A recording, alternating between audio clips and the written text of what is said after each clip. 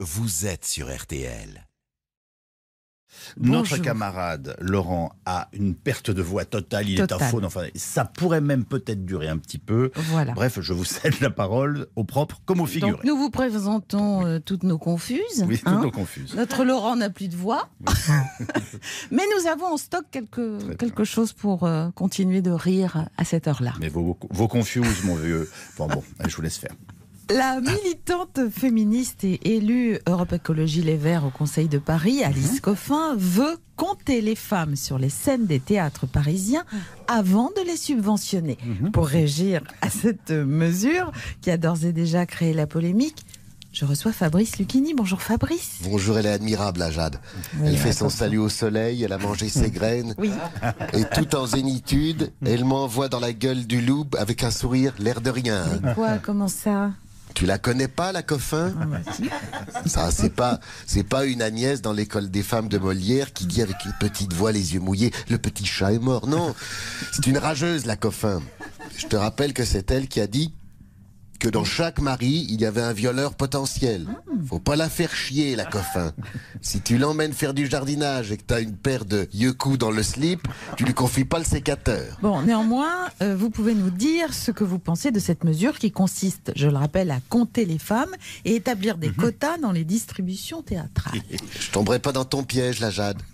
Et je vais te répondre, je suis d'accord avec Alice Coffin. Du coup, je te le dis tout de suite, on ne joue plus Molière, parce que j'ai vérifié, même dans les femmes savantes, on pourrait imaginer qu'il y ait des meufs, tu vois, genre réunion Tupperware d'Europe Écologie Les Verts, et non en non-mixité. Eh ben non. Le Poquelin, il a écrit 8 rôles masculins pour 5 rôles féminins. Déjà, on peut pas, là. Ah bah là, c'est très embêtant. Alors, comment on va faire? Faut tout réécrire, Clitandre, le soupirant d'Henriette. Eh ben, on va en faire une meuf. On va l'appeler Clito. Clitandre, Clito. Il n'y a pas grand-chose à changer. Bah, que c'est pas bête. Il faut tout réécrire pour faire plaisir à Alice Coffin, l'autrice du génie lesbien. Oui. La pièce En attendant Godot. On va la renommer, on va l'appeler En attendant Goudou. Oh bah, ouh là là là, vous allez loin, Fabrice. Faut ce qu'il faut, la Jade. Pareil avec le cinéma. Tu vois Les 12 salopards, le chef-d'œuvre de Robert Aldrich, je vois, Lee Marvin, Charles Bronson, John Cassavetes, Telly Savalas, et ben on va le réécrire. Il n'y a pas de raison que les 12 acteurs principaux soient 12 cums. On va mettre 12 meufs, on va appeler ça les 12 salopes. Tu vois, tu crois que ça lui plaira à la Coffin? Alors, je ne suis pas sûre, Fabrice. Eh ben oui, tu vois, la Coffin, elle me fait penser à cette phrase d'Albert Einstein qui, malgré sa stache mou, n'était pas la moitié d'un con. Il disait: 2 choses sont infinies, l'univers et la bêtise humaine. Mais en ce qui concerne l'univers, j'en ai pas encore acquis la certitude absolue. Encore quelques semaines de patience et Thierry Ardisson nous présentera enfin sa nouvelle émission Hôtel du Temps, au cours de laquelle il interroge des personnalités disparues. Après Jean Gabin et Bourvil, ce sera au tour de Fernandel de se faire interviewer par l'homme en noir. Salut les macas, salut les bébés, salut les macabés. Bienvenue dans Hôtel du Temps, où je reçois aujourd'hui une icône du cinéma ringard. Ouais. Je rappelle à la vie l'acteur à accent Fernandel. De l'accent. Mais après toi, neige. Pourquoi cette moquerie? Pourquoi ce sacrilège? Et si je vous disais, genre de télévision, que c'est vous, pour moi, qui semblait un peu couillon?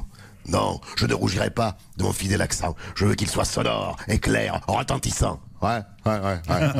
Alors Fernandel, une question que tout le monde se pose. Si t'avais pas eu la gueule que t'as avec tes dents de cheval, est-ce que t'aurais fait carrière?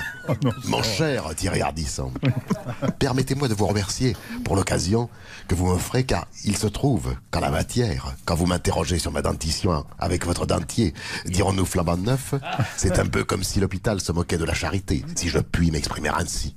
Fernandel, tu sais qu'ici on aime la provoque.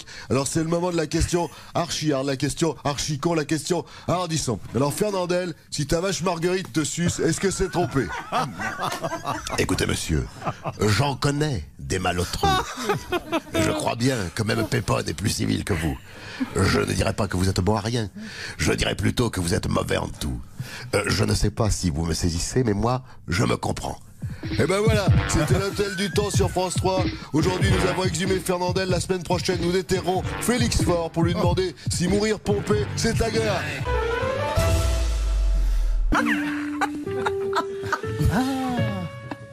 Salut à tous, ça va, tout le monde est là. Bonjour André Manoukian. Tu sais que j'adore ta voix, hein, Jade. Ah, merci. Elle me fout les poils. T'es perché quelque part entre Janis Joplin et Guette Bouchard. Merci André. Merci André. Mais dites-nous plutôt ce qui vous amène. Il y a Francis Cabrel qui fait son grand retour. Alors je vais te raconter l'histoire secrète de la chanson. Je t'aimais, je t'aime et je t'aimerais. Tu connais la chanson? Bah, bien sûr, je la connais. Je t'aimais, je t'aimais, je t'aimerais. C'est pas mal, mais fais attention. T'as fait un mi-bécard à la Christophe Willem. Mi. Alors que si tu veux chanter un peu faux comme Camélia Jordana, il faut la prendre en fa dièse bémol, un peu déglingué à la Amy Winehouse. Bah écoutez, j'essaierai, promis. Racontez-nous plutôt l'histoire secrète de cette chanson, André. J'ai envie de dire que c'est une histoire très belle, comme toutes les histoires secrètes, parce que la chanson, elle a failli s'appeler autrement. Ah bon?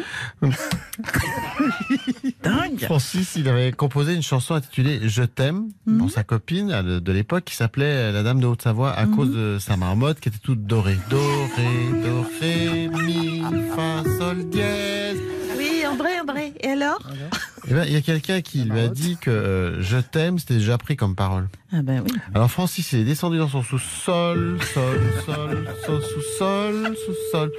Et il a trouvé un livre de grammaire où il y avait plein de conjugaisons. Ah. Ouais.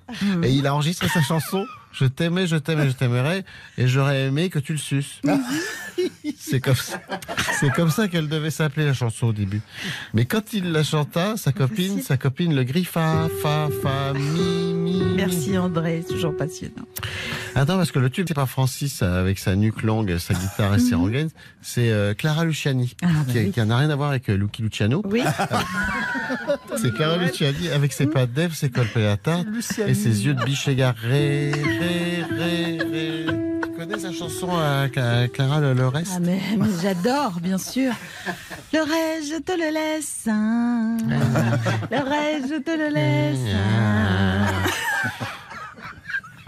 T'as un vibrato cosmique qui me rappelle ce moment où on se tape le petit orteil sur le pied de la table basse du salon. C'est hyper planant. Bon, racontez-nous l'histoire secrète de la chanson de Clara Luciani. Bon, alors, vous la situez un peu, hein? Oui. Bien sûr, tout le monde la situe, André. Ah oui. Elle est un peu maigre, hein, quand même. Alors Clara, elle était en terrasse dans le 11e avec sa copine Agathe. Elles ont eu faim, du coup elles ont commandé une assiette de charcuterie. Il y avait du jambon, de la rosette, du salami, de la tomate mozzarella, la. Et puis tu sais, la fameuse petite feuille de salade qui sert à rien. Oui. Clara, elle a mangé la feuille de salade, elle a dit à sa copine, le reste, je te le laisse. C'est pour ça. Elle avait sa chanson. Et en même temps, elle gardait la ligne. Le reste, je te le laisse, elle gardait la ligne. Ouais, bien compris. Elle n'a pas besoin de faire un régime comme j'aime Clara. Bah non, ça marche Non, pas. il n'y a pas de rap. Là, c'est pas, c'est dans la la bémol. Vous êtes, oui. Vous êtes sûr de l'authenticité de cette histoire secrète, là, André? J'ai envie de te répondre en paraphrasant Lacan. Ce que je cherche dans la parole, c'est l'impossible par lequel la vérité tient au réel. Ce qui veut dire? Bah, j'en sais rien, mais c'est hyper puissant comme credo, do, comme credo, do, ré, mi, fa, sol.